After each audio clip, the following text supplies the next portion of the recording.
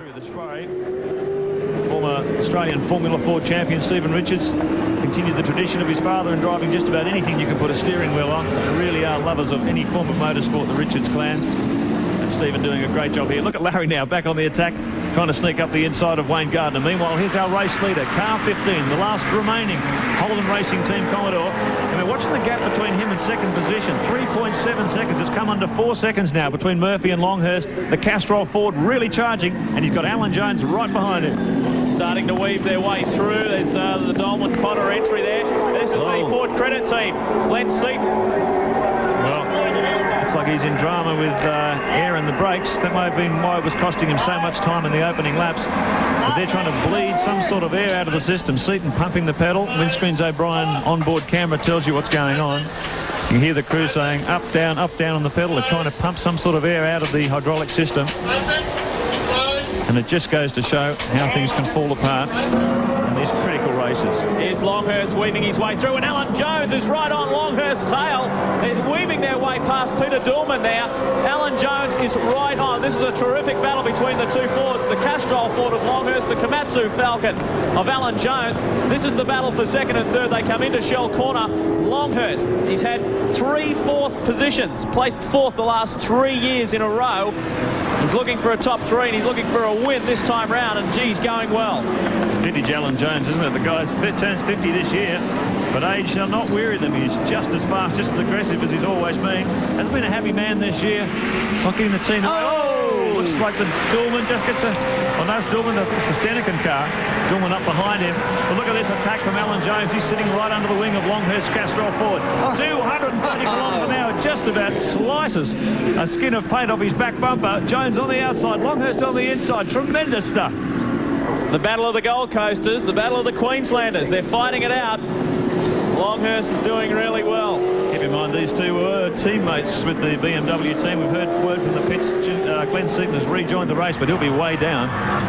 Check out how they sit on this Shell Helix race score. Tremendous opening lap for the Tickford 500. Murphy at the wheel continues to lead, 3.4 seconds. That gap coming down to this battle. Second and third, Longhurst and Jones.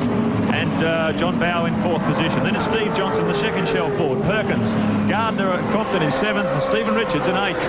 Starting to creep up ever so slightly back there in that fourth position. John Bowe doing very well. He's starting to reel in. So we've got 3 Fords in a row there.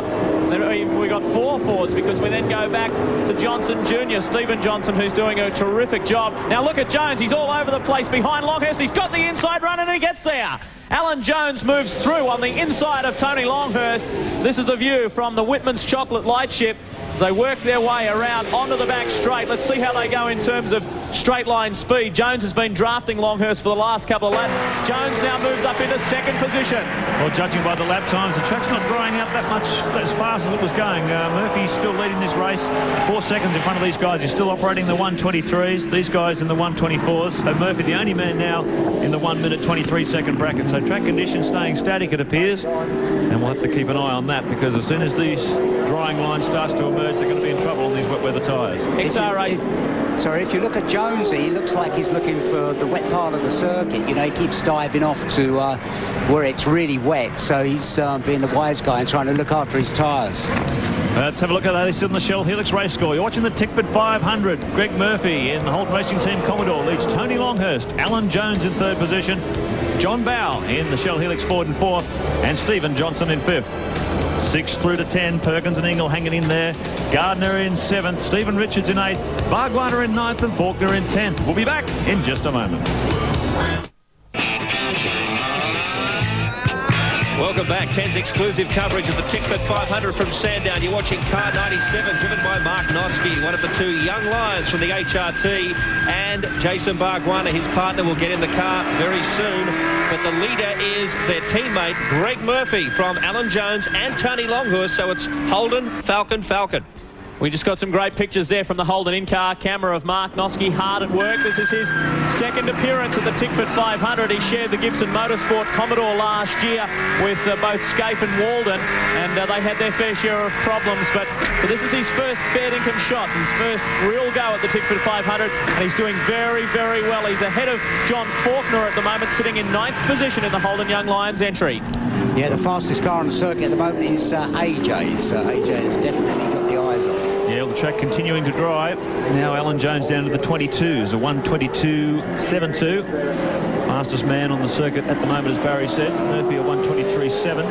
So Jones really on the charge. Just at another 22.8, so he's really got a great setup on that Komatsu Ford. Mark in that shot there, right behind John Faulkner is Thomas Mazira in the Bottle Magic entry. Now he and his teammate John Trimble started 16th, and Mazira is already up into 11th. There it is there, the red and black car.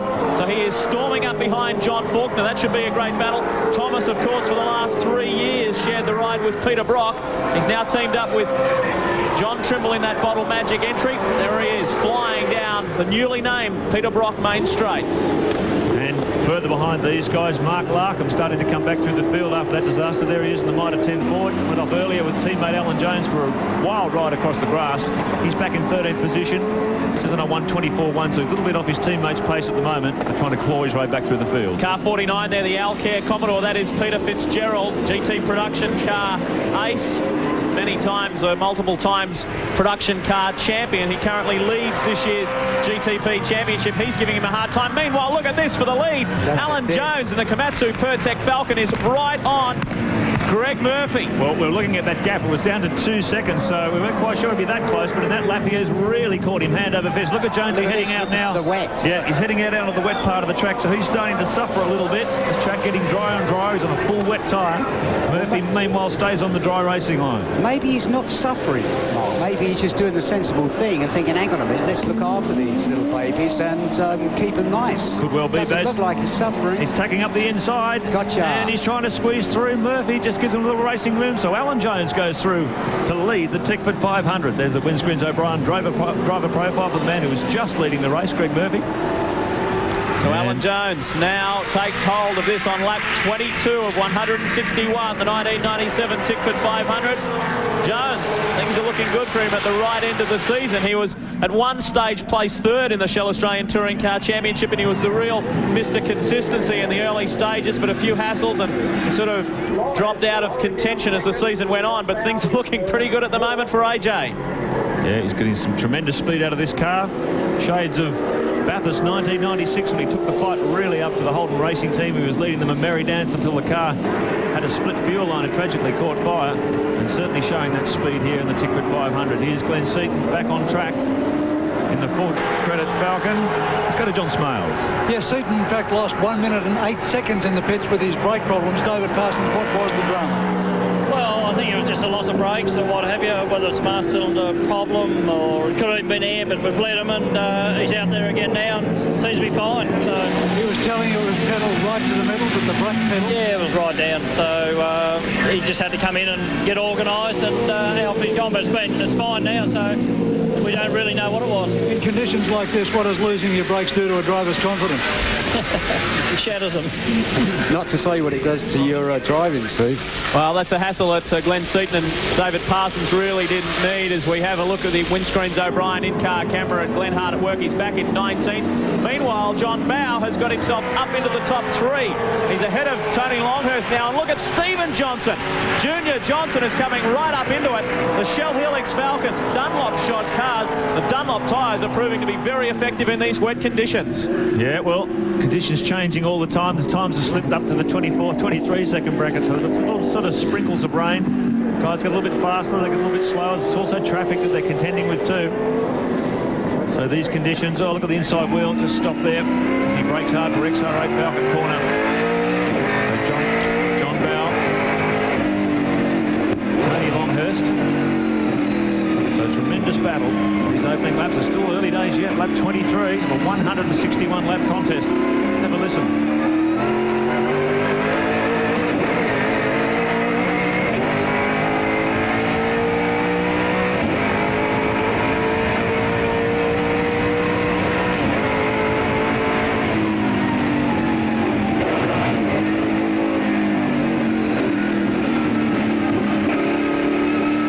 So nice and gentle in the rain. There's no old rush in, lock her up, get her down and turn her in.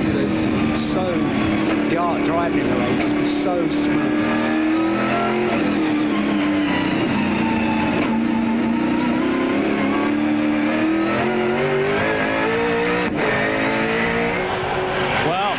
fantastic there from the Shell Helix in-car camera at the rear of the car and also inside the cockpit with John Bowe. He is really going well at the moment. Likewise is his Shell Helix young teammate. And something's happened to Longhurst. He's pulled over to the side of the track. He's just dropped off the pace big time because Johnson has gone through Stephen, that is, and so too, by the looks of it, did Larry Perkins. Well, he may have had a drama getting onto the back straight that time. Very critical to get out of that NGK corner quickly, so you carry that speed all the way up the straight. You can see Longhurst just rubbing his eyes there, so he looks pretty cool and relaxed in the car. He maybe just made a mistake coming onto the back straight. To keep an eye on that. Certainly been on fire in these opening laps.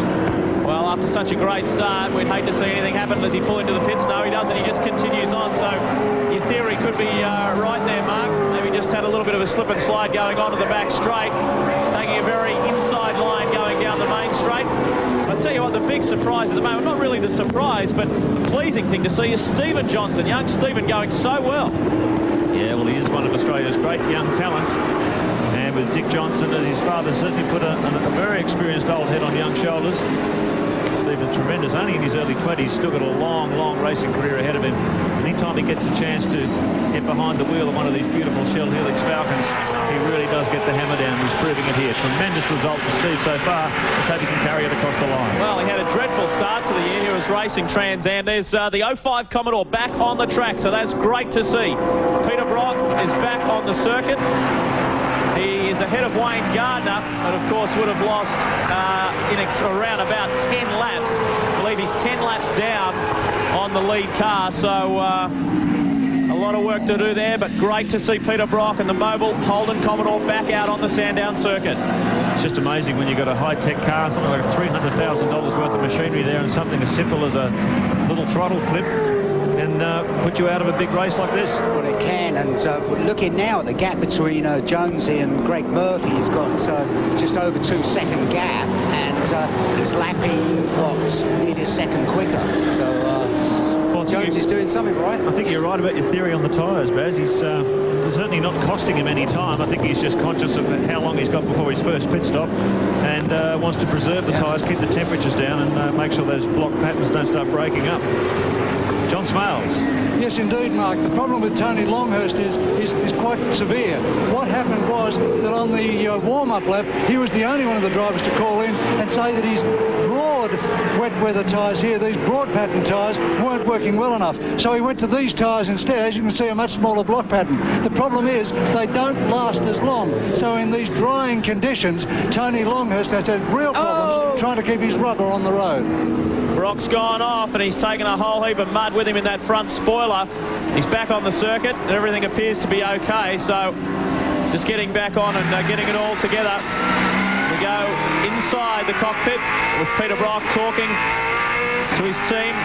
Holden pictures courtesy of HSV, the in-car camera. He's just checking to make sure everything's right, getting it all together, just having a look around the car, getting back on track. It ceases to amaze me the way a team's fortunes can turn around like that. This car has been absolutely dynamite throughout untimed practice, throughout official qualifying. It's been the fastest thing on the planet, and it's just amazing how something like that can bring it all undone. Yeah, that's why sometimes all through practice, all through qualifying, it's great to have a disaster, and then you get in a long race like this, and all of a sudden it comes right. So look at Tony Longhurst, he's on the inside there, and now it appears to be coming wrong. Well, John Smale said in that pit report that there really is a tyre battle going on here. It just depends on which brand you've got. There's Craig Lowndes, last year's winner, with Greg Murphy watching his teammate, still running in second position behind Alan Jones, some 3 seconds behind the Komatsu Ford. Let's look at that on the Shell Helix race score. Jones almost 3 seconds up on Murphy. John Bowe in third position with Stephen Johnson in fourth. Just what an amazing day for Peter Brock. We'll have a look at the replay of that earlier incident with Peter Brock when he just slid off. It was his first lap back out. There you can see just going off and the back wheel dropping off. It looks like he got in a little bit deep and off there. You see the dry line there. Oh my God. Yeah, it looks, you see the dry line there. What you do if you go rushing a bit quick is Scaife having a look. And if you're going a bit deep, just get off the dry line. That's the end of the story. Everything just understands off. Well, it'll be a big disappointment for Mark Scaife.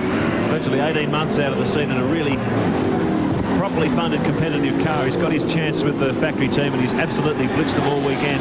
And a real disappointment, but they've got the Primus 1000 ahead, and that's when they can make amends. There's the second place car, 15, the Mobile HRT car of Greg Murphy. He's got the Lansvale Smash Repairs car behind. Steve Reed and Trevor Ashby. Trevor Ashby at the wheel doing the first stint. This is the guy's third Sandown 500. Tickford 500 the last couple of years. Trevor Ashby doing a good job. I think you'll find when Brocky changes over and Scafie gets in the car, when you get a situation like this, Scafie's been so looking forward to this race, and you know, with his pole position, he's obviously flying.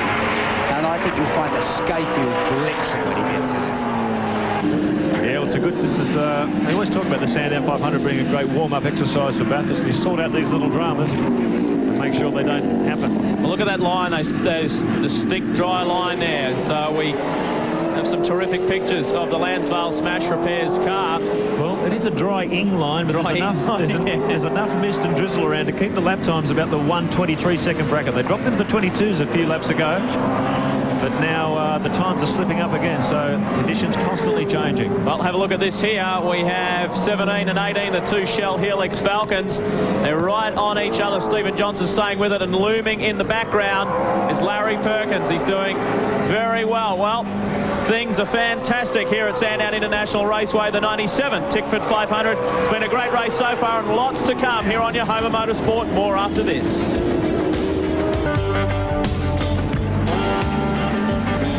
Welcome back to the Tickford 500 on Network 10, and what an amazing race it has been after 30 laps. And as the back markers are lapped by the theoretically Johnson & Johnson Shell Helix Falcons, but in the Dick Johnson Falcon at the moment is John Bowe. We'll go through the placings.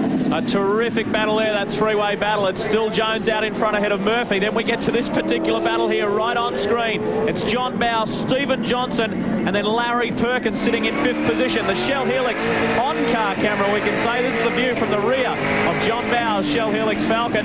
You can see Larry Perkins having a look up the inside of Stephen Johnson, and he's got him. So Larry forces his way through. A good hard move, very tight move there. Perkins is now up one position better. That's just an indication of, as I said, the cool head of Steve Johnson. He didn't want to get caught up in that little fracas. Just let Perkins sneak around the outside, sit in behind. It's a long, long, long way to go. Pit stops and all sorts of drama lay ahead of them. He wants to keep that car nice and clean without a scratch on it. Alan Jones, meanwhile, still the fastest man on the track, 1:23.63. Wayne Gardner, too, is getting some more speed out of the Coca-Cola car. He's second fastest at 1:23.7. He sits back in 8th. Well, Larry's had quite an impressive record here at Sandown in terms of the endurance race here. Tickford 500 today. He's been twice winner of it. One in 84, teamed up with Brock, and with Steve Harrington in 92. He's been a very consistent finisher. Of course, a lot of retirements in the endurance races, but Larry's had a very good track record. And today, the Tickford 500, it's Larry's 16th appearance. The Sandown endurance race. Well, he really has been on a charge after qualifying outside of the top 10. Dunlop team went for a pretty hard Dunlop slick, but now they've gone into wet weather tyres. The Dunlop seems to work pretty well, particularly in these sort of conditions where the track is just starting to dry out. The Dunlop wet, whichever way you cut it up, seems to work particularly well, and Perkins is taking advantage of that now. Up in 4th position as he closes right in on John Bowe in the Shell 17 Falcon. Well, Mark, yesterday after the top 10 shootout, I had a bit of a talk with Russell Engel, and of course they were outside of the top 10. They were back in 11th position, so they actually watched the top 10 shootout from the sideline. And I said, what's happening, mate? What's the story? And he said, oh, well, we're just still sorting things out, but we're going for a harder tyre compound. And he said, we're not really that worried starting from 11th position. He said, with a full tank of fuel in these tyres on, we can still run sort of at a very competitive time. He was talking about a little over 1:12 lap time then, and he said, we're not too worried because we know we can do that time all day with an empty tank of fuel, with a full tank of fuel. He said, it doesn't matter, we're there. Yeah, that's the whole thing. Larry knows how to win endurance races. Teamed up with Russell at Bathurst in 1995 to win that exciting race when they drove from last to first. And he certainly knows how to prepare a bulletproof car too. Look at Perkins on the attack, right up behind the wing of the Shell 17 Ford. John Bowe really feeling the pressure from the Castrol Commodore driver. The Order Jones, he's 4.4 seconds ahead of Murphy in second position. And this great battle for third between John Bowe and Larry Perkins. The Stephen Johnson sitting back there in 5th position. Well, one interested person, a very interested person in that Shell Helix Falcon number 17 is Murray Bunn, the engineer who's been working on that revised car, as the Shell team are calling it. We have a look at Peter Fitzgerald in the Alcare Commodore at the moment. He is going very, very well. He's up into the top 10. He's in fact sitting in 9th position. He's got himself ahead of John Faulkner and then also ahead of the Holden Young Lions car. They've slipped back to 11th, Mark Noske, but it's Fitzy, Peter Fitzgerald behind the wheel at the moment. Teamed up, it says Crick on the window, but Greg Crick was unable to make it here today. It's in fact Terry Finnegan who is driving with Peter Fitzgerald. So Peter Fitzgerald, John Faulkner behind him in 10th position. Go back to 11th.